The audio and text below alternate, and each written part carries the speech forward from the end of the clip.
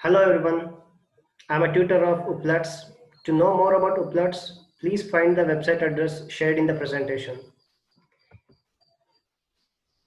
Let's see today's agenda of the session. Today's table of content includes visualizing the past, different data visuals, transformation of visualization from 1700 to 1900, the 20th century, computer-based visualization.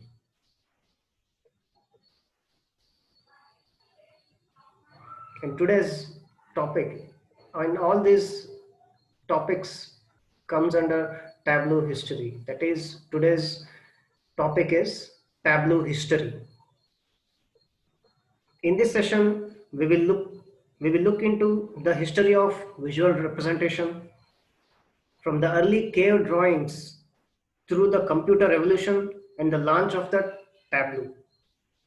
And we will discuss some of the pioneers in data research and show how their work helped to revolutionize the visual communication techniques. And we can use the data to tell the story. That means we will see how the data is used to tell the stories.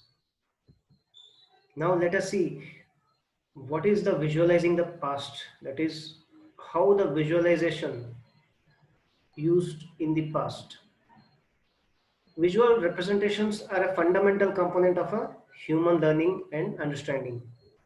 Mankind has used visualizations to instruct, convey meaning, and tell stories since the dawn of time.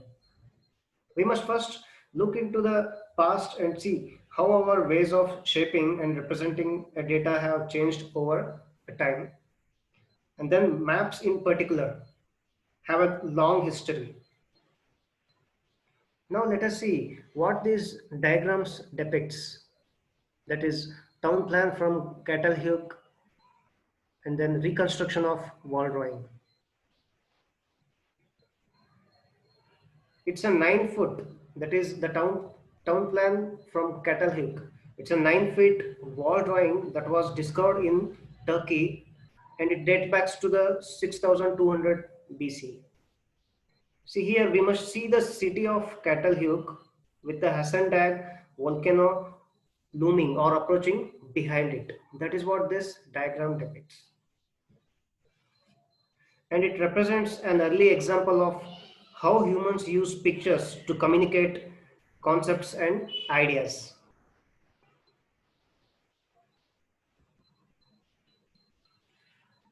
Different data visuals. What are the different data visuals and how they are represented? There are two common types of visual representations of data. The first one is presentation and the second one is visualization. So now what is presentation? Presentation uses data visuals to communicate. This type of visual representation has two roles, presenter and an audience. The fundamental task is to communicate and persuade. Visualization. This is a fairly new term and the idea is to use visuals to think. Here the experience is active and involves people trying to answer the questions. See here we can see the example of Mesopotamian city plan, which was planned in the time of 1500 BC before Christ. Here and it is in this diagram following the clay tablet appears to be a Mesopotamian city plan for the Nippur. Babylonian that might have been used to describe the how to repair the city's defense. That is why it is used. In the second diagram, that is Gerard Mercator's famous world map, 1569. And this is the famous Mercator projection map, which was designed in the year of 1569. This map was used for sea travel and navigation purpose. See here, by drawing the lines from point to point, the map can show travel routes that span great distances. And we can take this example as a visualization of the data representation. Now let us see the transformation took from 1700 to 1900. What are the changes has taken place in the visualization, or what is how visualization revolutionized over a period of time, that we are going to see in this slide.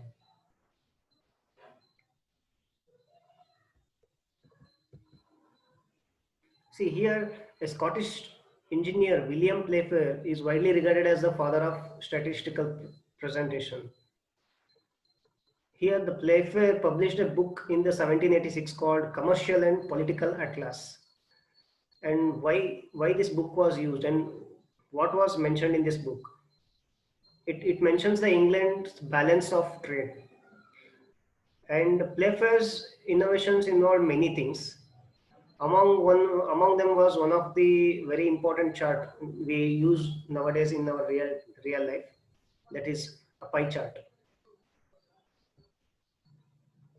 And then again another contribution from the British physician, that is Dr. John Snow, who used statistical graphics to deal with London's cholera epidemic of 1858.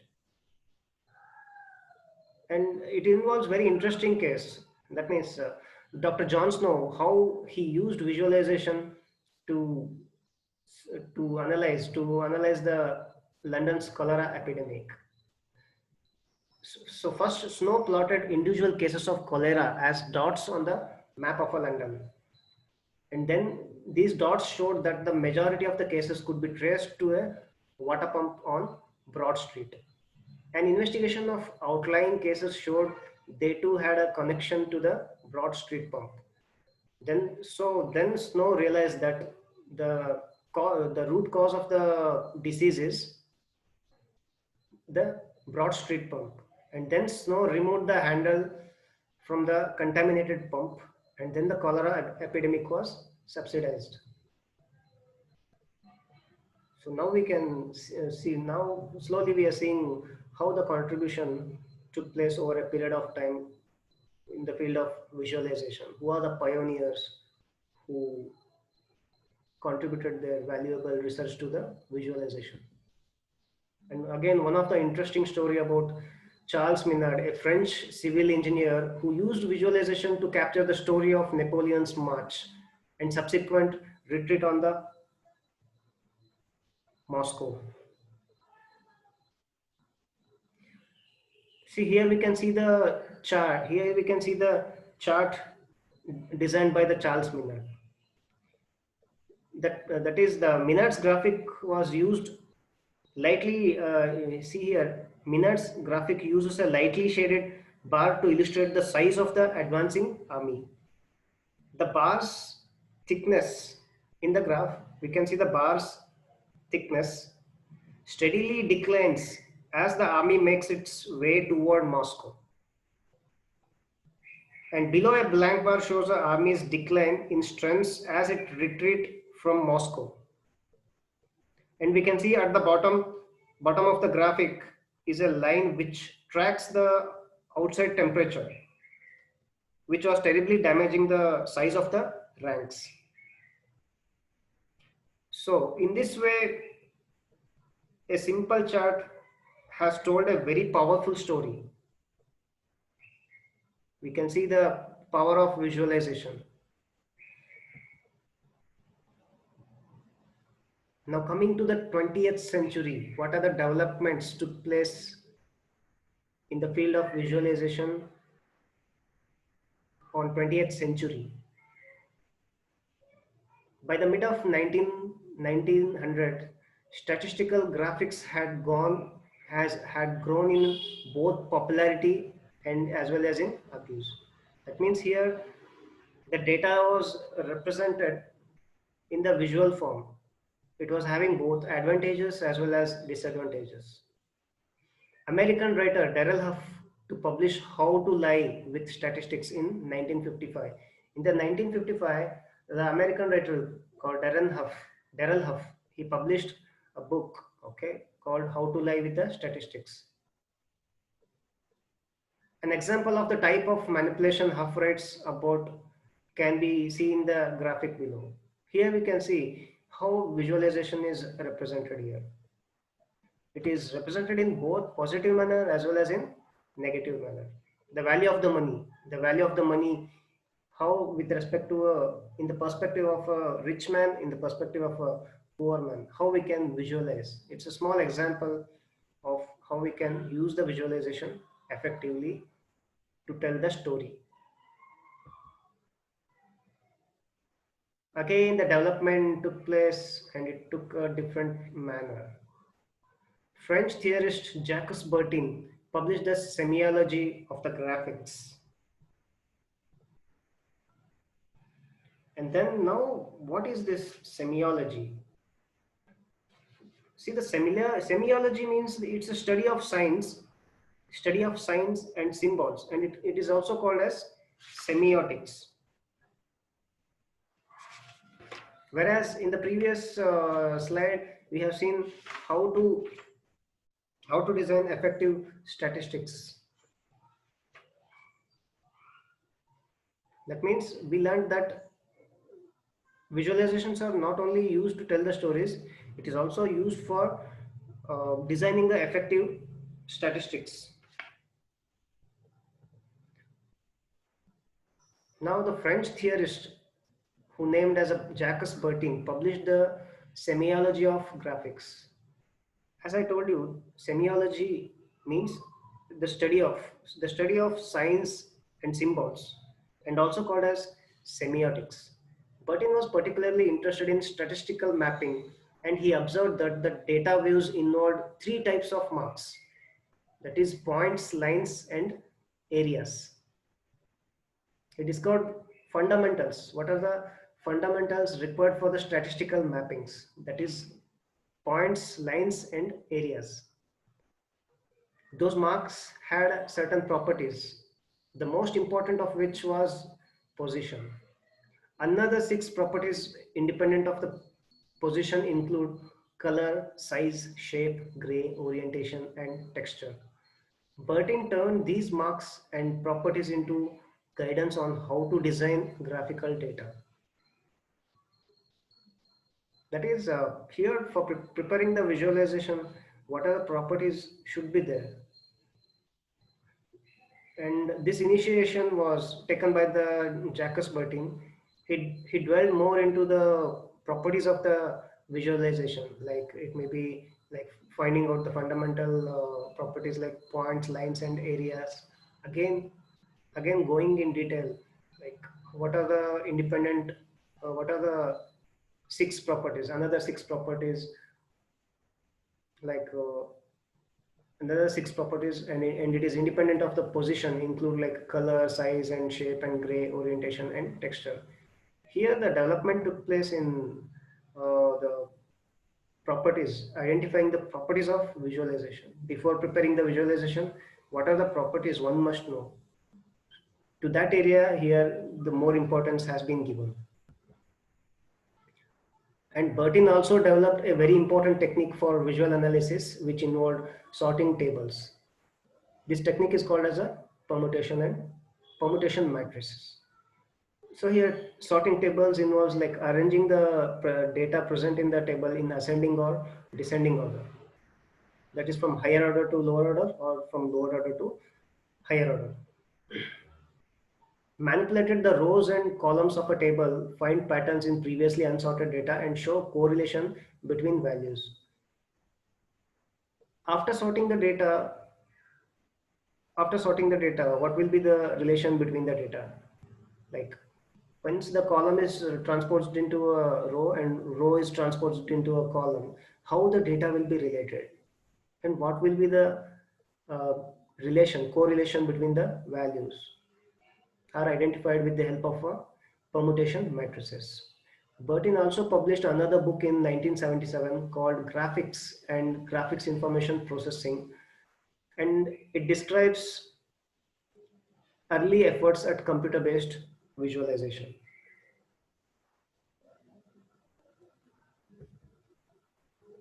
Now we'll see how computer-based visualizations evolved over a period of time. The history of visualization and the presentation quickened with the advent of computers. In the 1987, Richard Becker and William Cleveland tackled multidimensional data, which is key to most problems. We can see that nowadays we are using multidimensional data in many organizations and many IT industries. That development took place in the year of 1987 by Richard Becker and William Cleveland. Technique called interactive brushing allowed you to select a set of points and display them in all other views. This interactive element provided a much greater understanding of the multidimensional space. For understanding the multidimensional data and multidimensional space, the scientists Richard Becker and William Cleveland together they invented a technique called interactive brushing. Moving into the 90s, Stuart Card and George Robertson at the Xerox Palo Alto Research Center. With the aid of computers, they developed two and three dimensional views, including the respective perspective, wall, and cone tree. So, now what exactly this wall and cone tree is? It's a very interesting concept, wall and cone trees. What is this wall and cone tree and what exactly it deals with? So that is quite interesting. See, here it is wall and cone tree. It's an animated 3D visualizations of the hierarchical information. It is used for representing the hierarchical information in three dimension. And it is one of the information visualization technique. And it is used for visualizing the hierarchical information of the structures. The hierarchy is presented in three-dimensional format for maximizing effective use of available screen space and enable visualization of whole structure. This is the use of wall and cone tree. And Stolte and his advisor Pat Hanrahan developed a specification language called WizQL. So now we are coming to the point, that is now we are touching the Tableau. That means now we are coming to the point where we are exactly discussing Tableau. We are coming to the history of the Tableau. Language called visualization query language, which describes data graphics and how to connect them to databases. Visualization query language, and it is also supported an intuitive drag and drop system, which ultimately evolved into the Tableau interface. And we can see the pioneers who are involved in the development of the visualization query language like Stuart Card, George Robertson, and Jock McKinley. And visualization query language allowed users to take queries and translate them into the views. Stolte succeeded in connecting data to visuals and made it a practical application. So here visualize VisQL, that is visualization query language. It's a core of Tableau technology and it's a language for query analysis and visualization.